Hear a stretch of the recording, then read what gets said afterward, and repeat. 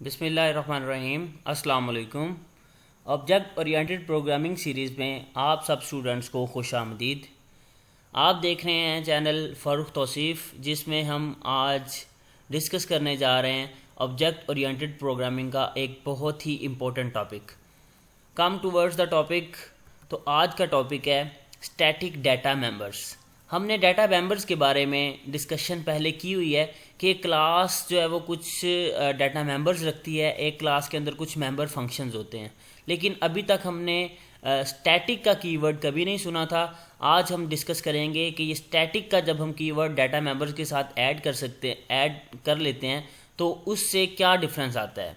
इसके लिए हमें पहले क्या नॉलेज होना चाहिए, हमें पता होना चाहिए कि एक क्लास के अंदर कुछ डाटा मेंबर्स होते हैं, एक क्लास के अंदर कुछ मेंबर फंक्शंस मौजूद होते हैं। डाटा मेंबर्स और मेंबर फंक्शंस को मिला के हम एक क्लास जनरेट करते हैं और उसी क्लास के हम कुछ ऑब्जेक्ट्स क्रिएट करते हैं। An object is created of that class which use the data members and member function of that class. हमने ये भी देखा था, जब हम क्लास को डिफाइन कर लेते हैं, क्लास का टेम्पलेट बना लेते हैं, एक क्लास के हम जो भी उसकी क्लास की बिल्डिंग प्रोसेस को कंप्लीट कर देते हैं, उसके बाद हम एक ऑब्जेक्ट क्रिएट करते हैं जो कि हम पॉइंट कर रहे होते हैं उस क्लास की तरफ। ठीक है, जैसे हमने फॉर एग्जांपल क्लास बनाई हुई है, एक कार की क्लास बनाई हुई है, तो हम कार और ऑब्जेक्ट क्रिएट करते हैं मेहरान। तो कार मेहरान ये एक ऑब्जेक्ट क्रिएट करने का प्रोसेस है। तो इसमें हमने जब ऑब्जेक्ट क्रिएट कर लेना है तो उस ऑब्जेक्ट के अंदर वो सारे के सारे आपके डाटा मेंबर्स आएंगे और वो सारे के सारे मेंबर फंक्शंस आ सकते हैं जो कि आपने क्लास के अंदर जिनको डिफाइन किया हुआ है।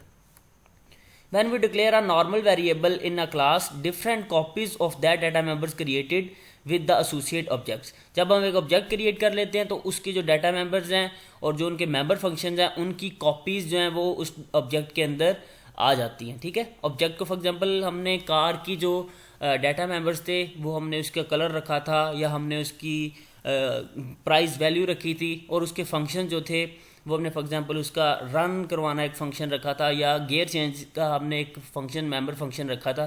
तो ये सारे के सारे मेंबर फंक्शन और सारे के सारे डाटा मेंबर्स जो हैं वो आपकी जब हम ऑब्जेक्ट क्रिएट करते हैं तो उस ऑब्जेक्ट के अंदर आ जाते हैं।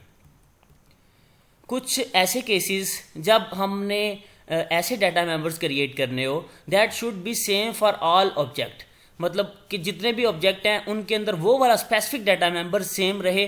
तो ये भी हमने अभी तक नहीं सीखा था। हम जब भी कोई नया ऑब्जेक्ट क्रिएट करते हैं तो उस ऑब्जेक्ट के अपने डाटा मेंबर्स बन जाते हैं, उसके अपने मेंबर फंक्शंस बन जाते हैं। हालांकि वो उसका टेम्पलेट है वही यूज़ हो रहा था जो क्लास के अंदर, लेकिन उनकी जो वैल्यूज़ होती हैं वो हर एक ऑब्जेक्ट की वेरी कर रही होती हैं। We can not do this using normal data members. तो हम ये नॉर्मल जो डाटा मेंबर्स हैं उनकी मदद से ये नहीं कर सकते। To fulfil such cases we need static data members. तो इस पर्पज़ के लिए हम स्टैटिक डाटा मेंबर्स का यूज़ करते हैं।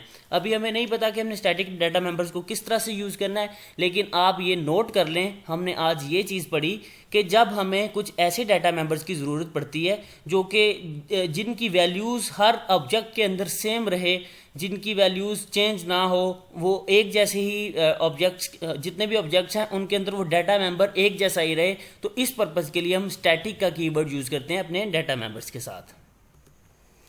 मूव करते हैं नेक्स्ट स्लाइड पे।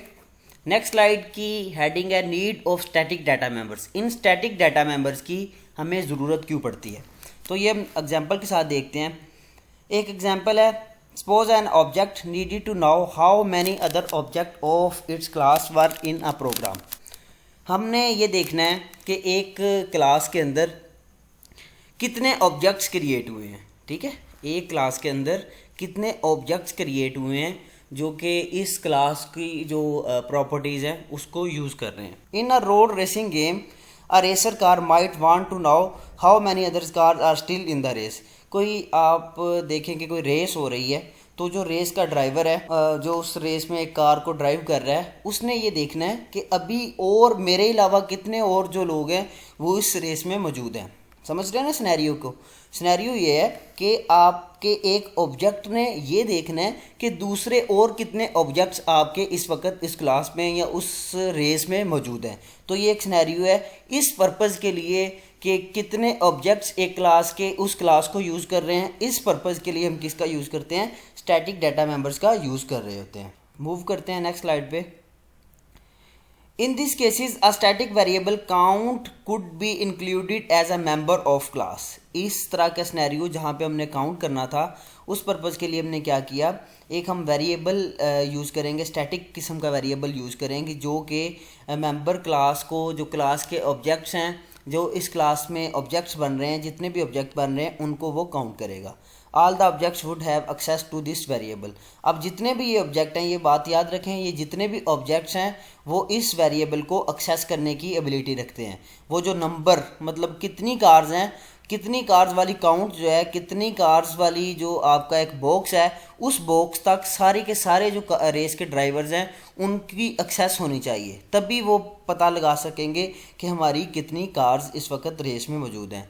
It would be the same variable for all of them, they would all see the same count. ये जो मैंने आपके साथ बात की कि ये वेरिएबल सबके लिए सेम होना चाहिए ताकि सारे के सारे इससे उन वैल्यूज़ का पता लगवा सकें. स्टैटिक डाटा मेंबर के नाम से न्यू स्लाइड है जिसमें डेफिनेशन लिखी हुई है और स्टैटिक डाटा मेंबर्स के बारे में प्रॉपर एक्सप्लेनेशन यहाँ से स्टार्ट हो जाती है.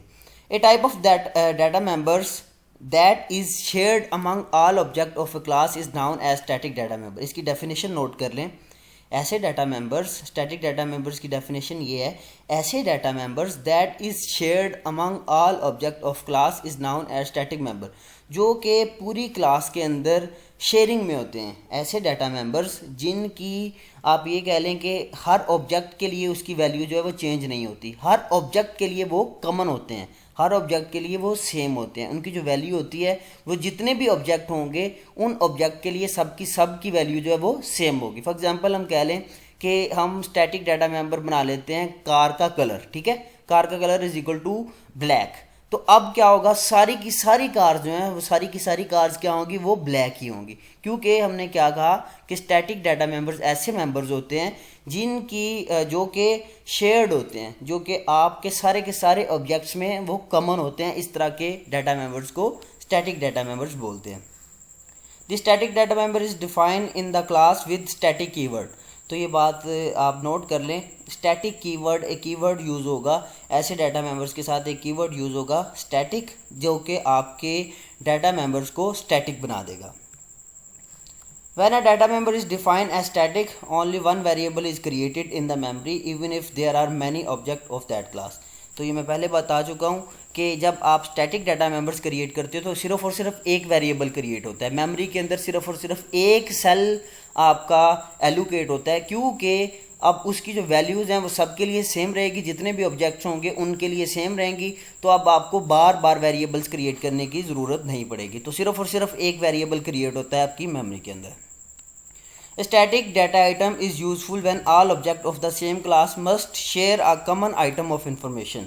ये बात मैं आपको पहले बता चुका हूँ कि जब आपकी इन्फॉर्मेशन एक जैसी होगी, सेम इन्फॉर्मेशन होगी, तो उस पर्पज़ के लिए हम स्टैटिक डाटा मेंबर्स को यूज़ करते हैं.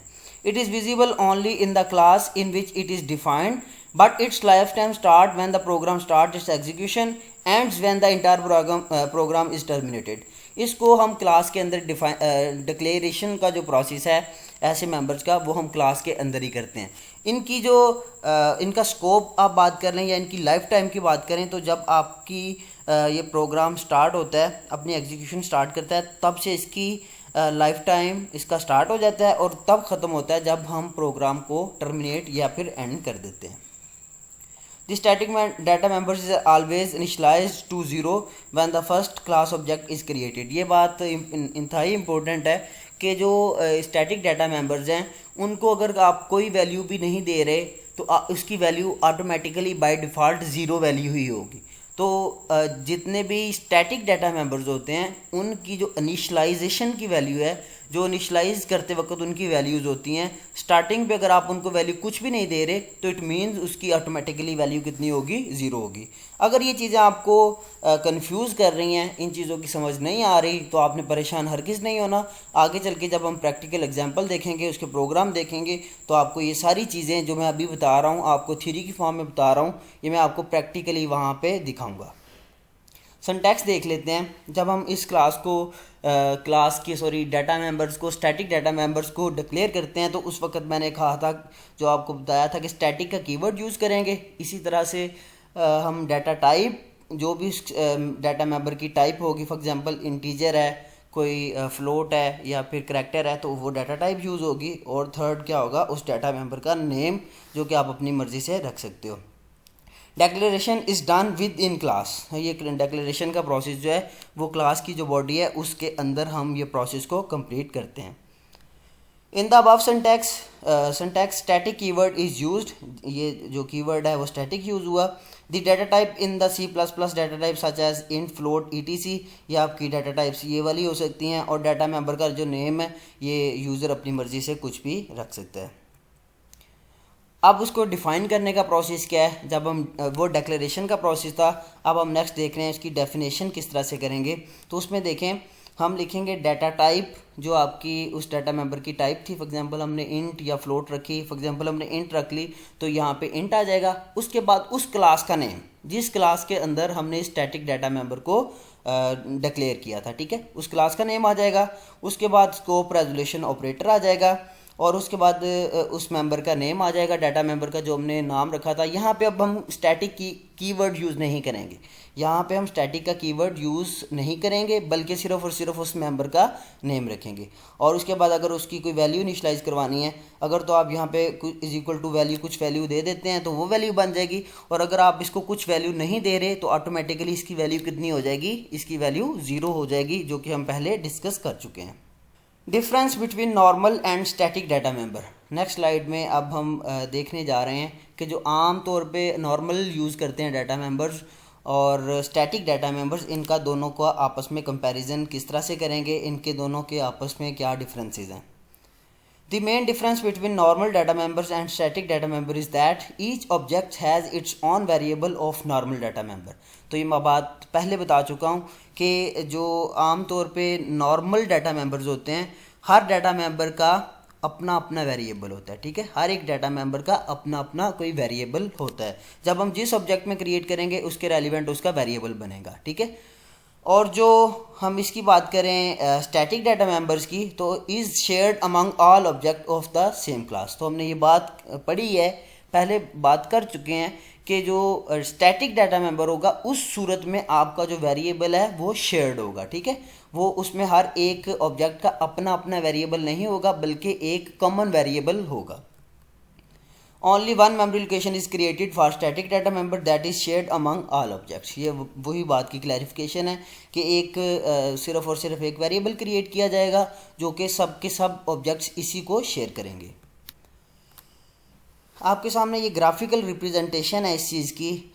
Objects with 3 normal data members, object with 2 normal data members and 1 static data member. इसमें अब ज़रा देखें, 3 ऑब्जेक्ट हैं, एक ऑब्जेक्ट है B1, सॉरी 2 ऑब्जेक्ट हैं, एक ऑब्जेक्ट है B1 और ऑब्जेक्ट है B2। अब ये उसके 3 डाटा मेंबर्स हैं, एक डाटा मेंबर A है, B है और N है।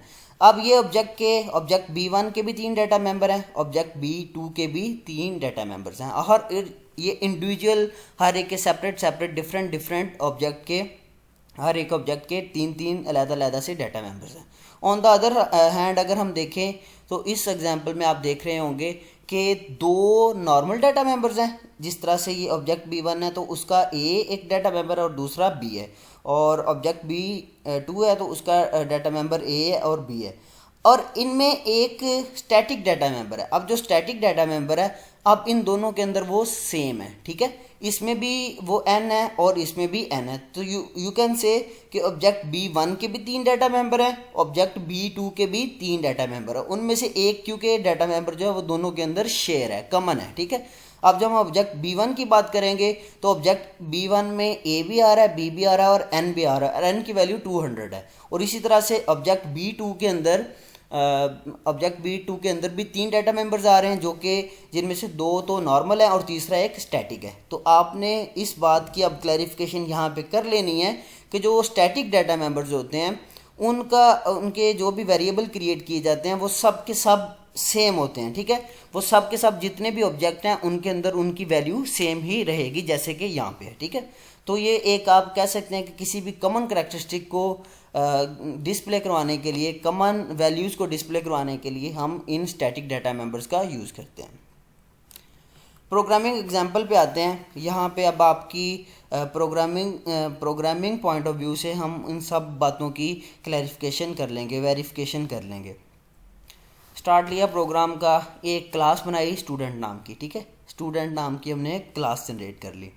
उसके अंदर एक्सेस स्पेसिफायर प्राइवेट यूज़ किया और जो डाटा मेंबर हैं, अब ये देखें ये नॉर्मल डाटा मेंबर्स हैं। नॉर्मल डाटा मेंबर्स क्यों हैं, किस तरह से हैं, क्योंकि इसके साथ हमने कोई भी स्टैटिक का कीवर्ड यूज़ नहीं किया। There is another data member that is name, और इसकी डाटा टाइप करैक्टर है। जो यहाँ पे करैक्टर लिखी हुई है, लेकिन यहाँ पे ये भी बताया गया है कि ये एक स्ट्रिंग है, क्योंकि इसकी कुछ रेंज लिखी हुई है, तो ये आप कह सकते हैं कि इसकी डाटा टाइप जो है वो स्ट्रिंग टाइप की है। अच्छा, तो नेक्स्ट जो है एक और डाटा मेंबर है, ये भी सिंपल डाटा मेंबर है, या फिर आप इसे नॉर्मल डाटा मेंबर कह सकते हैं, और इसकी डाटा टाइप लिखी हुई है। नेक्स्ट एक एक्सेस स्पेसिफायर यूज़ किया है पब्लिक का। स्टैटिक इंट ऑब्जेक्ट काउंट, अब ये देखें स्टूडेंट्स, यहाँ पे हमने एक और डाटा मेंबर यूज़ किया, उसका नाम है ऑब्जेक्ट काउंट, ठीक है, और उसकी डाटा टाइप है इंटीजर। और स्टार्टिंग में हमने लेफ़्ट साइड पे स्टैटिक का कीवर्ड यूज़ किया, जो कि ये बात हमें बता रहा है कि ये वाला कीवर्ड जो है, ये वाला डाटा मेंबर जो है, ये स्टैटिक टाइप का है, ठीक है। ये अब कोई भी किसी ऑब्जेक्ट के साथ कोई तल्लक नहीं है, क्योंकि हर ऑब्जेक्ट में ये वाला सेम ही रहेगा, एज इट इज़ ही रहेगा। तो ये ऑब्जेक्ट को डिक्लेयर करने का, स्टैटिक ऑब्जेक्ट्स को डिक्लेयर करने का, स्टैटिक डाटा मेंबर्स को डिक्लेयर करने का ये प्रोसेस था, जिसमें स्टैटिक का कीवर्ड था, उसके बाद उसकी डाटा टाइप लिखते थे, और उसके बाद हम उसका नेम लिखते थे।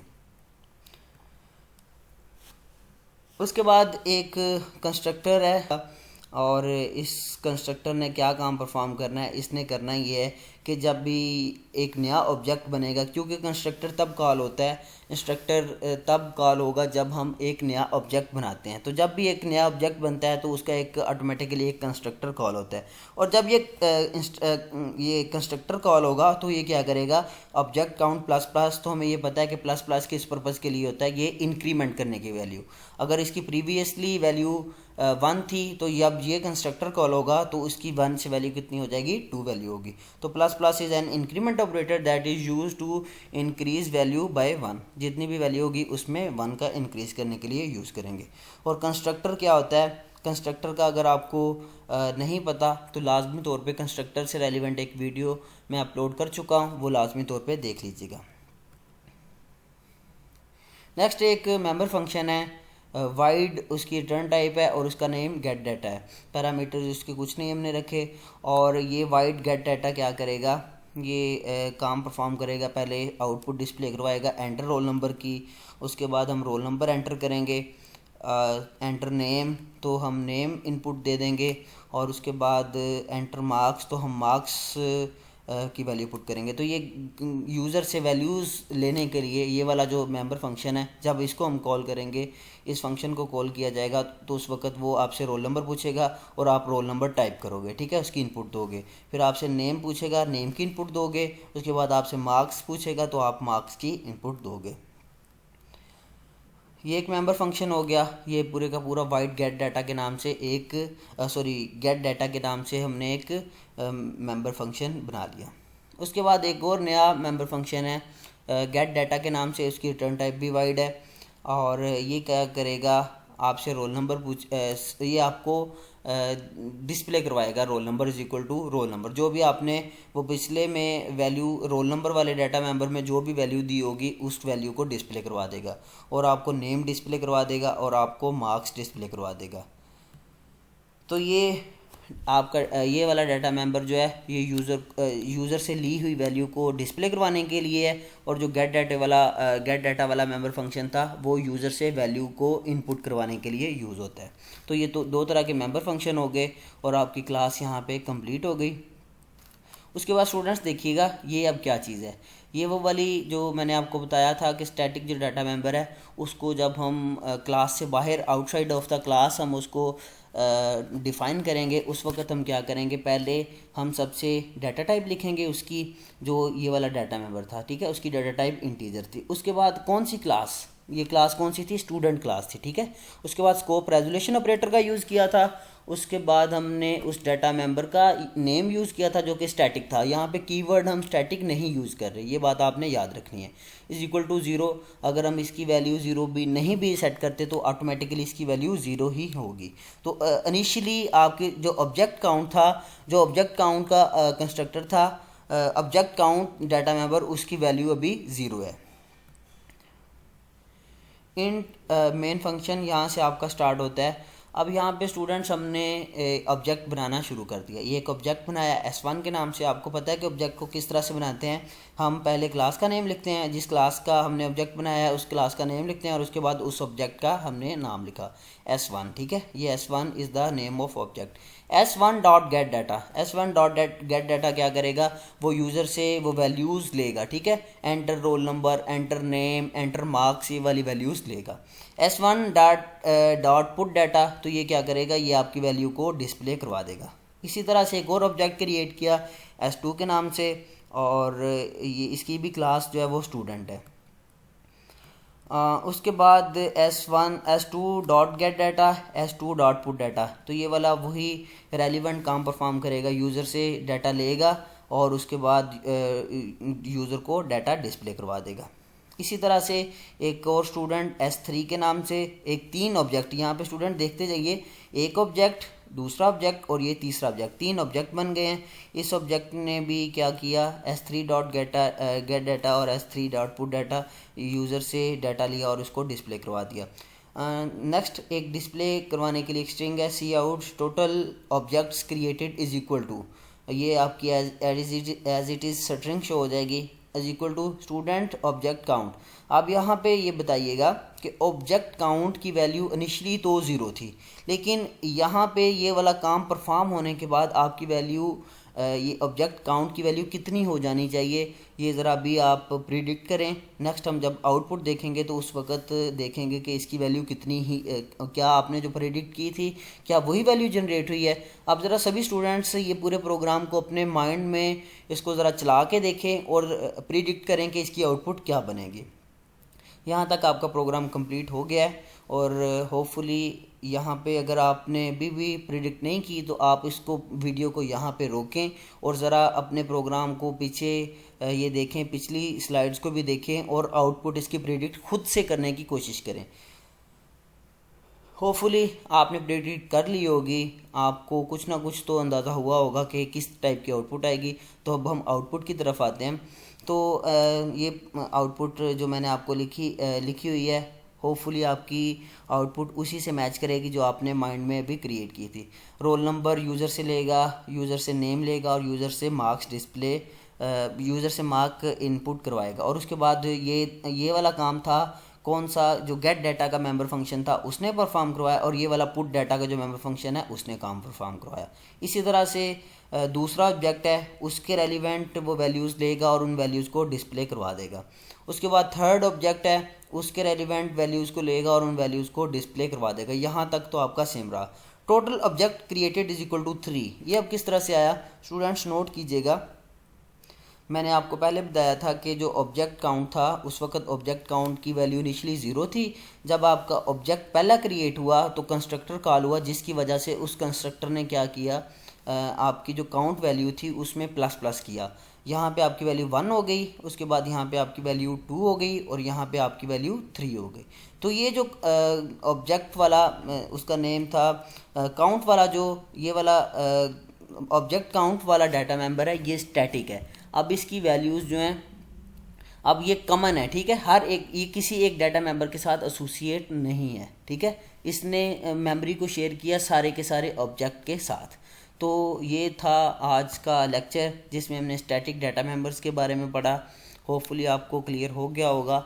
इसके बाद हम नेक्स्ट लेक्चर में इसकी प्रैक्टिकली इम्प्लीमेंट करके देखेंगे और देखेंगे कि क्या आउटपुट जो हम प्रिडिक्ट की है क्या यही आउटपुट आ रही है, और हम प्रोग्राम को थोड़ा चेंज करके देखेंगे तो क्या प्रोग्राम में जो चेंजिंग की है उसके मुताबिक आपकी वैल्यूज़ भी जनरेट हो रही हैं। तब तक के लिए इजाज़त दीजिए। Thank you very much. अल्लाह हाफिज़।